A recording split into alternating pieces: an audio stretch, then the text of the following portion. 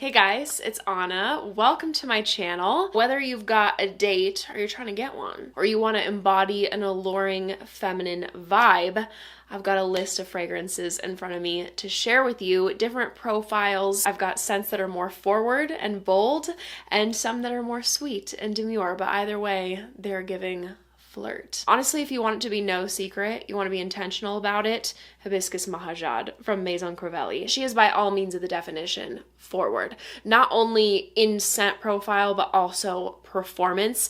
You don't need to spray a lot with this. Like the 50 ml size will take you a long way. Honestly, you could get a nice decant, get a 5 ml, get a 9 ml, and that'll last you a good amount of time. She is one of the stars, one of the masterpieces of Quentin Biche, a absolutely stellar rose perfume. Rose is romantic, flirty, ultra feminine, and when you have an intriguing sweetness paired with that, it's gonna rope people in. It is a rose, but of course also very hibiscus heavy. And hibiscus naturally has a fruity tone to it. That coupled with the cassis, and then it has a vanilla sweetness. And vanilla, as we know, is widely a very attractive, appealing scent. It's got a unique, subtle pop of peppermint and leather. Personally, I don't find those notes to be loud at all, just adding a little bit of something different to the composition. Very sexy stuff, and I get all day wear with a strong projection. If you want to try it, and I do recommend trying it first because it is unique,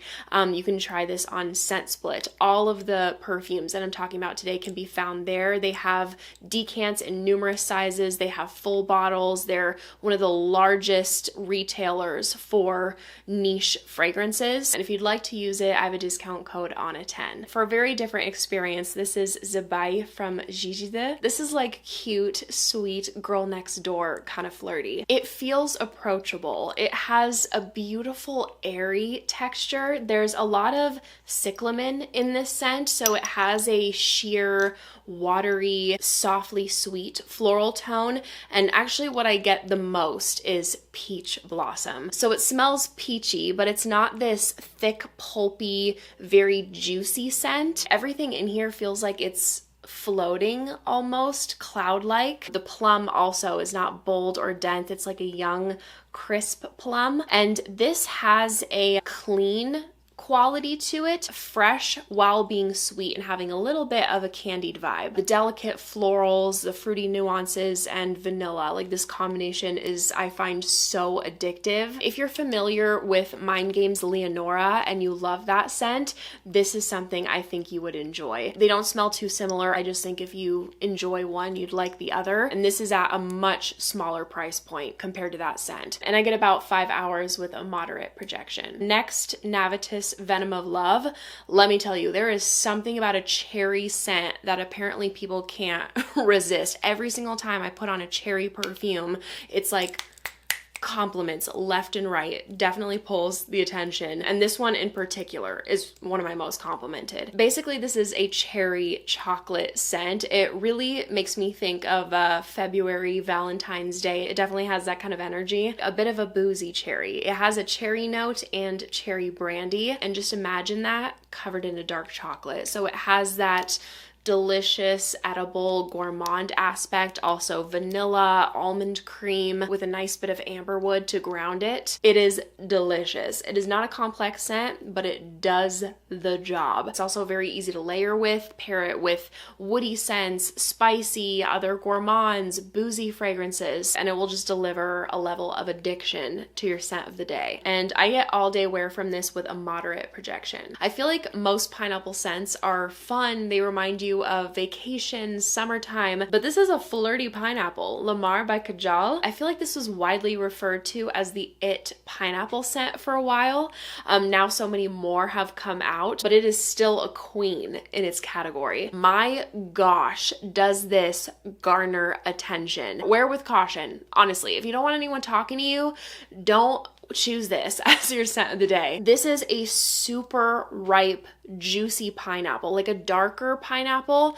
It hasn't gone bad, none of that, but it's time to eat it kind of pineapple. And then there's this added tang from what smells like a green apple and some tart red berries. That little bit of a tart pop is really intriguing. And then you have this heart of rose. I can smell the rose, but for me and my nose, the fruit is so far forward, where I know with other people, they do get a lot of rose from this scent. So definitely sample it first if you're interested, see if it's giving what you want. And it's got a bit of depth in the base from amber. It's not dark, but it makes this fragrance work for cooler temperatures as well. This has great performance. A lot of pineapple scents feel very spring and summer naturally, but you can absolutely wear this in the fall. Very well blended scent, show-stopping, fruity floral, and I get all day wear with a stronger projection. Nobile 1942 Il Colore del Vento.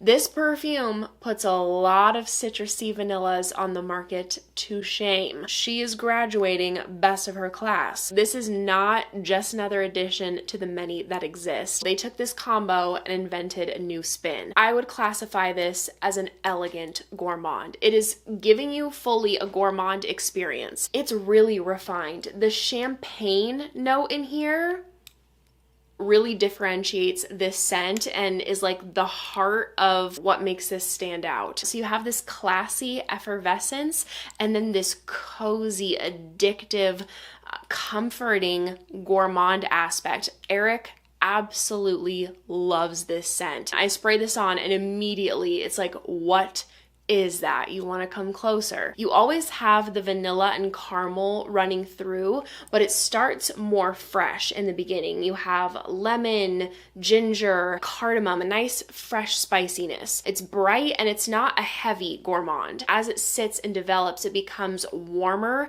and these gourmand notes take on like this caramelized texture. Mouth-wateringly delicious. A little bit of amber in the base to add warmth. Chef's kiss, the ginger, cardamom, and champagne added to this citrus gourmand. And I get about 8 hours with a moderate projection. Miss Fairy Princess, Celeste by Giardini di Toscana. One of the most magical, whimsical perfumes I own. Another one my boyfriend is a big fan of. It's giving Rosetta's Dress from Pixie Hollow. Yes, I was a very big Pixie Hollow fan as a girl. I had a few different accounts on the Pixie Hollow game, so I could have fairies with different talents. This makes me think of a fairy wearing a cute little petal dress, like in the style of Rosetta's, but violet, a darling little purple shade. This is an absolutely stunning sugared violet perfume. Raspberry, violet, and vanilla.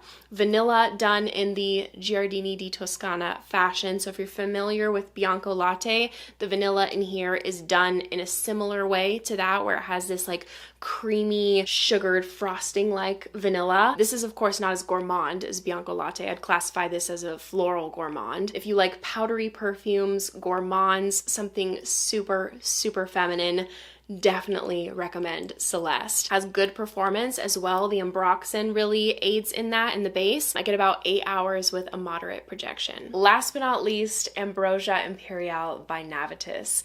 This is a sexy banana. Before trying this, I didn't know that could exist. A sexy banana? I mean, they're fun, they're sweet, they're yummy, but sexy? Yeah. I'm gonna try to describe this, but it is absolutely something you need to try for yourself because it is so unique. It's hard to translate the smell of this into words. So this was inspired by the dessert Bananas Foster. So when I first heard that, I was expecting it to be more gourmand than it turned out to be. I also thought it was going to be more dense, more sweet. So have that in mind. What really makes this cool and special is the airy texture and quality that it has. This has a lot of saffron, and saffron is a note that always delivers a flirtiness, sexiness, exotic character. There's a warm caramelized banana scent. You have the rum and the caramel, the vanilla, but picture it more airy and whipped. There's a whipped cream note in the base. In the beginning, there's a little bit of a green pop from Divana, so that introduces an interesting like slight bitter tone at the start. start, lasts for a few minutes, gets warmer, gets more vanilla. This has some amberwood and benzoin grounding it. It stands out. Nobody is going to be smelling like you if you wear this. It's addictive and it gets noticed. Really good performance. I get all day wear with a stronger projection. Thank you guys so much for watching. I hope you enjoyed. If you did, make sure to give this video a big thumbs up and make sure to subscribe down below if you haven't already. If you want to see me in any more videos, I'd appreciate it so, so much. I hope you guys are having a great day and I hope to see you in my next video. Bye.